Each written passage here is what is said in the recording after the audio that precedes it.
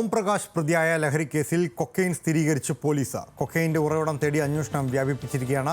ഓം പ്രകാശ് താമസിച്ച ഹോട്ടൽ മുറിയിൽ cocaine ഉണ്ടായിരുന്നുവെന്നാണ് FSL റിപ്പോർട്ടിലുള്ളത്. വിവരങ്ങളുമായി കൊച്ചിയിൽ നിന്നും സഹിൻ ആൻ്റണിയാണ് ചേരുന്നത്. സഹിൻ, ഫോറൻസിക്കിൻ്റെ പരിശോധനയിൽ കൊക്കൈൻ്റെ സാന്നിധ്യമുണ്ട് എന്നുള്ളത് നേരത്തെ തന്നെ തെളിഞ്ഞതാണ്. ഇപ്പോൾ അത് പോലീസ് വീണ്ടും രേഖപ്പെടുത്തുന്നുണ്ട്. മറ്റെന്തെല്ലാമാണ് പുതിയ വിവരങ്ങൾ? ലാൽകൃഷ്ണ, അതായത് കൊച്ചി സിറ്റി പോലീസ് കമ്മീഷണറായിട്ടുള്ള പുട്ട വിമലാദിത്യ അല്പനേരം മുമ്പ് നടത്തിയ വാർത്താ സമ്മേളനത്തിലാണ് ഇക്കാര്യം സംബന്ധിച്ചുള്ള ഒരു സ്ഥിരീകരണം നടത്തിയത്. അദ്ദേഹം പറയുന്നത് ഓം പ്രകാശ് താമസിച്ചിരുന്ന മുറിയിൽ നിന്നും കൊക്കൈന്റെ സാന്നിധ്യം കണ്ടെത്തി എന്നുള്ളത് തന്നെയാണ്. ആ ഹോട്ടൽ മുറിയിൽ നിന്നും കൊക്കൈന്റെ സാന്നിധ്യം പോലീസിന് ഉറപ്പിക്കാൻ കഴിഞ്ഞിട്ടുണ്ട്. അപ്പം തന്നെ കഴിഞ്ഞ ദിവസം FSL റിപ്പോർട്ട്, ഫോറൻസിക് റിപ്പോർട്ട് പോലീസിന് ലഭിച്ചിരുന്നു. അതിലും കൊക്കൈന്റെ സാന്നിധ്യമുണ്ട്.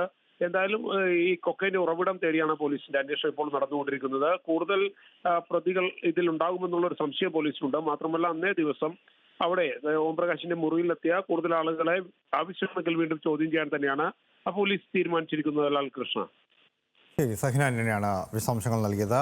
ഓം പ്രകാശ് താമസിച്ച മുറിയിൽ കൊക്കൈൻ്റെ സാന്നിധ്യമുണ്ട് എന്നുള്ള കണ്ടെത്തലിൻ്റെ അടിസ്ഥാനത്തിൽ കൊക്കൈൻ എവിടെ നിന്ന് ലഭിച്ചു എന്നുള്ളത് അടക്കമുള്ള കാര്യങ്ങളാണ് പോലീസ് പ്രധാനമായിട്ടും പരിശോധിക്കുന്നത്.